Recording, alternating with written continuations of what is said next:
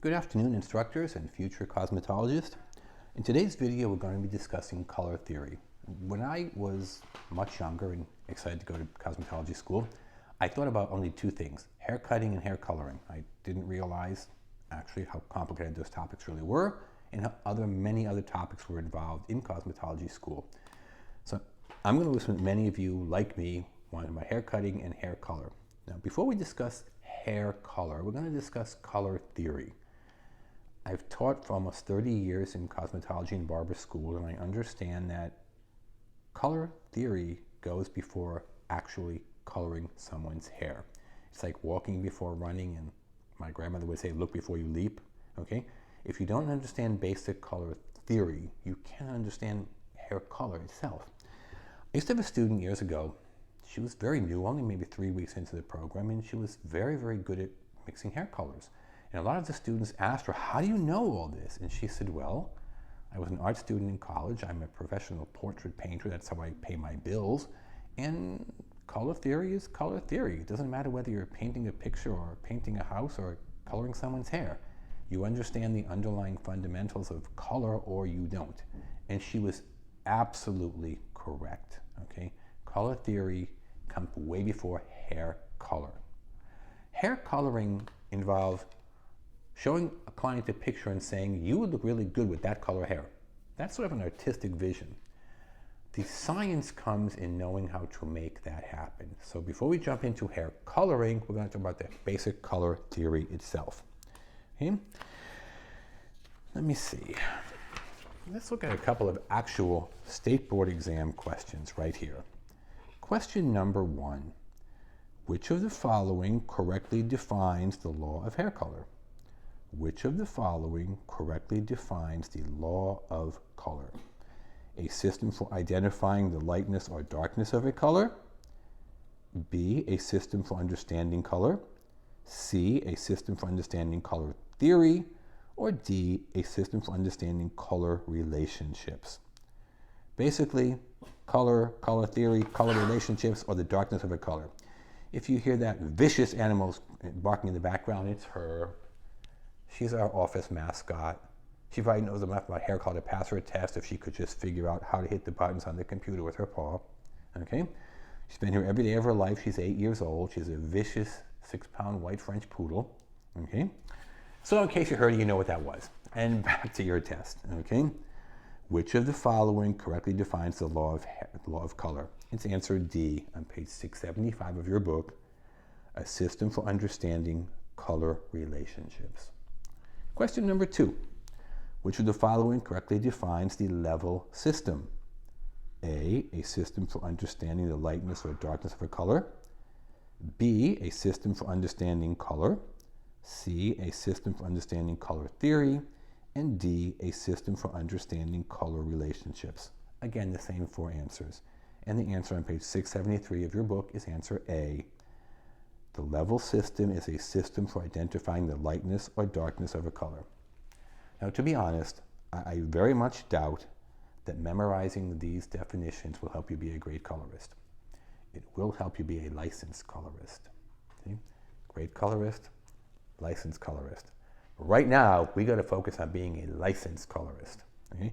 And knowing these two things will help you become a licensed colorist. Now, most of you probably are familiar with the primary colors. Okay? Red, blue, and yellow. If you're not, think of Superman or Supergirl. I don't want to be sexist, okay? Red, blue, and yellow. Superman. I used to have a Superman t-shirt hanging in my school for years and years and years. By the time students came to their state board test, they never missed that question. They saw it every day for a year. The primary colors, red, blue, and yellow. Now the state board exam comes with this question. What about their complementary colors? What are the complementary colors of the primary colors, red, blue, and yellow? And the complementary colors are green, orange, and violet. Okay, this is where problems arise all the time. There's a couple of points you need to know about complementary colors. Complementary colors are positioned directly opposite each other on the color wheel. Another way of saying that on your test is complementary colors are positioned 180 degrees from each other on the color wheel. A Color wheel is a circle, 360 degrees. Halfway is 180. They are positioned directly opposite, 180 degrees apart. Okay? They will cancel each other, and they will neutralize each other. There's 4 possible questions we've just gone over. One of them will be on your test about complementary colors. Where are they positioned on the color wheel from the primary colors? They are positioned directly across or 180 degrees. And what do? They cancel or neutralize each other. I'm going to give you a simple example of this in the real world. If you've taken the decolorizer, because the state does not like the term bleach, they like a decolorizer. If you remove the decolorizer from your client's hair and the client says, my hair is too yellow, what is the correct toner to cancel or neutralize yellow? In other words, what is the complementary color of yellow? And the answer is violet. That's another one. You've taken the decolorizer off your client's hair and the client says, my hair is too orange. What toner should you put? In other words, what is the complementary color of orange? What color will neutralize or cancel orange? And the answer is blue. Now, putting that same information, if your client's hair is yellow and you put a blue toner, you will not fix the problem because blue is not the complementary color of yellow. Blue will turn yellow green. And if you think she was unhappy with yellow, wait till her hair is green. We're going to go over here a couple of questions. This should be easy because I just gave the answers. Question number 1. You have removed the foils from your client's decolorized hair. The client says the highlights are too orange. What color toner should you apply? Violet, blue, yellow, or none of the above?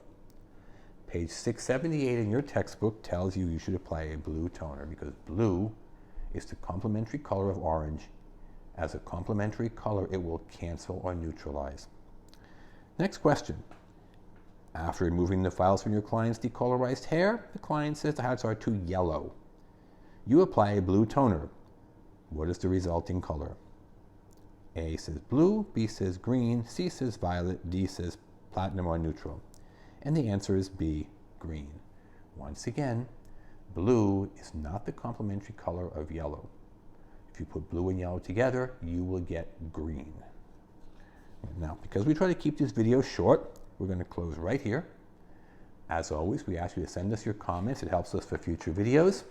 Please hit the like button to help us defray the cost of making these videos because they're not free for us to make. There's cost of production, filming, editing. There's research assistance to pull the information together from the state board exams. You can help defray those costs by simply hitting the subscribe button, okay? That helps us pay for these videos. We hope you'll join us for number 10, which will be the actual hair color video itself. Thank you so much and have a great day.